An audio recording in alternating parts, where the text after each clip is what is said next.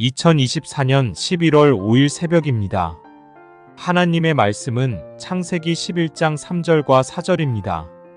서로 말하되자 벽돌을 만들어 견고히 굽자 하고 이에 벽돌로 돌을 대신하며 역청으로 진흙을 대신하고 또 말하되자 성읍과 탑을 건설하여 그 탑 꼭대기를 하늘에 닿게 하여 우리 이름을 내고 온 지면에 흩어짐을 면하자 하였더니 하나님 말씀을 증거하겠습니다. 본문에서 이렇게 보면 탑을 만드는데 하늘 꼭대기까지 닿게 하자 그렇게 이야기합니다. 물론 탑이 이제 하늘에 닿는 것은 불가능하죠. 그러나 그들의 의도가 불순한 것을 우리가 충분히 알 수 있습니다. 여기서 하늘이라고 하는 것은 하나님이 계시는 곳입니다. 곧 하나님의 영역을 침범하고 있음을 보여주고 있죠. 마치 아담이 선악과를 따먹고 하나님처럼 되려고 하는 그런 모습과 같습니다. 하나님의 영역을 침범한 것입니다. 여러분, 호숫가에 있는 물은 아름답죠. 그곳에는 수많은 수풀이 우거져 있고 물고기도 참 많습니다. 철새도 있고 사람들은 배를 띄워놓고 뱃놀이도 합니다. 이렇게 물이 이렇게 호수라고 하는 그 지경을 넘어서지 않을 때는 모두에게 이로움을 주게 되죠.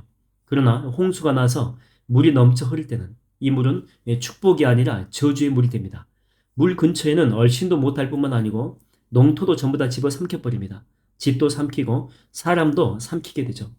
이렇게 정해진 어떤 지경을 떠난 이 물의 모습은 그야말로 모든 것을 집어삼키는 수마가 되어가지고 공포에 떨게 합니다. 사울 같은 경우도 이렇게 보게 되면 왕이 되기 전에는 얼마나 겸손한 사람이었습니까? 많은 사람들이 그를 칭찬했고 또한 또 효자였지 않습니까? 아버지의 잃어버린 암나기를 성심성의껏 정말 최선을 다해서 찾는 그런 모습을 보여줍니다. 그리고 이 하나님의 종에 대한 태도도 참 겸손했죠. 그러나 그가 왕이 되고 난 후에는요, 아나무인이 됩니다. 사람에게도 그렇게 되고 또 그는 자기 위에 하나님 계심도 망각합니다. 그래서 자꾸만 하나님의 영역을 침범하는 행위를 하게 되죠. 잠언 30장 9절에 보게 되면 이런 구절이 나오죠.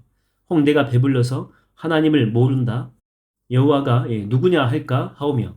그러니까 사람이 보통 가난할 때는 하나님 찾고 배고플 때는 주님께 간절히 부르짖고 또 건강이 좋지 못할 때도 겸손하게 하나님을 찾는 모습이 있습니다. 그러나 건강이 다시 회복이 되고 갑자기 물질이 삶 가운데 막 풍성하게 들어오게 되면 하나님을 떠나서 세상의 길을 걷는 사람들이 참 많이 있다고 하는 거죠. 그래서 탑을 쌓기 시작합니다. 물질의 탑을 쌓고 그 명예의 탑을 쌓는 거죠. 그러나 이런 탑들은요, 특징이 뭐냐면 모래성과 같다라고 하는 것입니다. 하나님이 한번 지치게 되면 탑은 흔적도 없이 사라지게 된다라고 하는 것이죠. 여러분, 우리 기독교가 가장 거룩하고 능력 있고 하나님 보시기에 아름다웠던 때는 주님이 이렇게 돌아가신 후에 사도행전에 등장하는 교회였습니다. 물론 사람들의 모임이기 때문에 실수도 있고 그 연약함도 있을 수 있어요. 그럼에도 그 이후에 AD 313년 콘스탄틴이 기독교를 공인할 때까지 이 기독교는 지하 무덤이라고 이렇게 불리는 카타콤 있죠. 이곳에서 이제 숨어서 신앙생활을 했지만 생명력이 가장 불탔고 하나님의 역사가 가장 강력하게 나타났어요. 그리고 주님의 임재가 순간순간 충만히 임했던 그런 때였습니다. 그러나 313년 이후에 기독교는 그 외적인 부분에서는 엄청난 성장을 이루게 되죠. 황제가 종교가 기독교이다 보니까 건물은 화려해지고 또 기독교를 믿는 것이 이제는 핍박이 아니라 특혜가 된 것입니다. 그러면서 기독교 안에는 점점 기도가 사라지게 되죠. 왜냐하면 기도 안 해도 사는데 전혀 지장이 없거든요. 기도 안 해도 외적으로는 평안하고 행복하거든요. 매일매일 축제가 있고 매일매일 잔치가 벌어졌습니다. 그러면서 기독교인들의 영성은요, 점점 죽어가게 됩니다. 오늘날 한국교회가 점점 이게 무너지고 있다고 하는데 그 원인 가운데 하나는 그 뿌리에 해당하는 바로 이 진실한 기도, 이 기도가 사라졌다고 하는 것입니다. 이 간절한 기도가 없어졌다고 하는 거죠. 여러분, 성경에서는요, 기도가 정말 중요하다는 것을 가르치기 위해서 그 모세도 40일 기도하는 그런 모습 자주 보여주지 않습니까? 그리고 어려울 때 순간순간마다 기도하면서 무릎 꿇는 모습 자꾸 보여주거든요. 엘리야도 정말 간절히 피를 토하는 기도하는 그런 모습이 나오고 다니엘도 기도하기를 포기하지 않습니다. 불이익을 당해가지고 사자굴 속에 들어가더라도 기도한다라고 하는 거죠. 예수님도 이렇게 보게 되면 첫 사역을 기도와 함께 또 마지막 사역도 마찬가지예요. 겟세마네 동산에서 기도로 마무리하는 그런 모습을 우리가 보지 않습니까? 여러분, 주님이 성전을 청결하게 하시면서 하셨던 말씀은 무엇입니까? 내 아버지의 집은 만민의 기도하는 집이다. 만민을 위한 기도의 처소다. 그러니까 기도 소리가 항상 흘러넘치고 기도 소리가 살아있고 기도가 신앙생활의 핵심이고 성전, 이 교회 안에서 항상 울려 퍼져야 된다고 하는 거죠. 여러분 초대교회 시작도 마가의 다락방에서 120명이 모여서 뭐 했습니까? 기도했잖아요. 초대교회는요, 기도가 기초가 돼가지고 세워진 공동체입니다. 여러분, 이 교회가 살아있는 교회인지 그렇지 않은지를 아는 시금석이 뭘까요? 성도들의 기도 소리 들어보면 다 압니다. 기도가 살아있을 때 그 교회는요, 살아있습니다. 기도가 죽은 교회는 아무리 이것저것 많이 해도 죽어있는 교회입니다. 그래서 사무엘은 유언과도 같은 말을 남기면서 뭐라고 이야기합니까? 내가 기도하기를 쉬는 죄를 범치 않겠다는 거예요. 그러니까 기도 안 하는 것이 뭐라고요? 죄라고 하는 거예요. 죄라고. 기도 안 하면 죄의 노예가 되고 기도 안 하면 죄의 도구가 됩니다. 저는 우리 하민교회에 너무나도 감사한 게 뭐냐면 많은 분들이 정말 기도를 이렇게 사모하는 그런 분들이거든요. 기도가 살아 있습니다. 기도 가운데 생명력이 있어요. 그래서 저는요, 이 천명교회 부럽지 않습니다. 오케스트라 전혀 부럽지 않습니다. 시스템이나 재정도 하나도 부럽지 않습니다. 하나님은 이 바벨탑과 달리 기초부터 이렇게 기도로 세워진 우리 하민교회와 여러분 자신과 가정과 또한 여러분의 사업장 위에 주님의 크신 은혜가 함께하게 되기를 주의 이름으로 축원드립니다.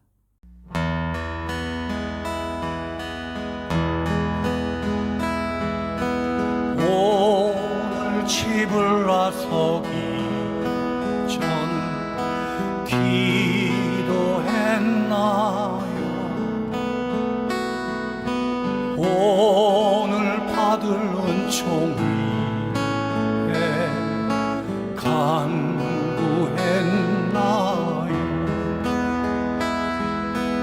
마음에 분노 가득한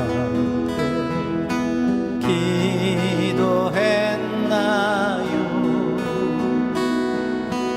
나의 앞길 막는 친구 용서했나요?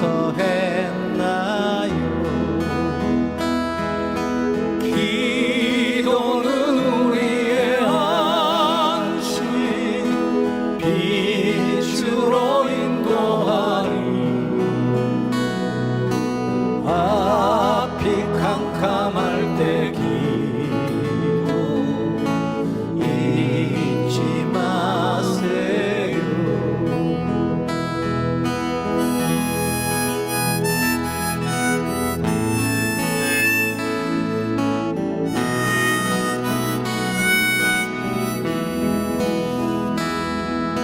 어려운 시험 당할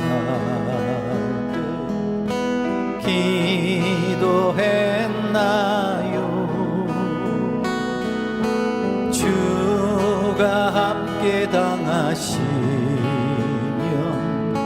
능히 이기리. 나의 일생 다하고 기도하리라. 주께 맡긴 나의 생은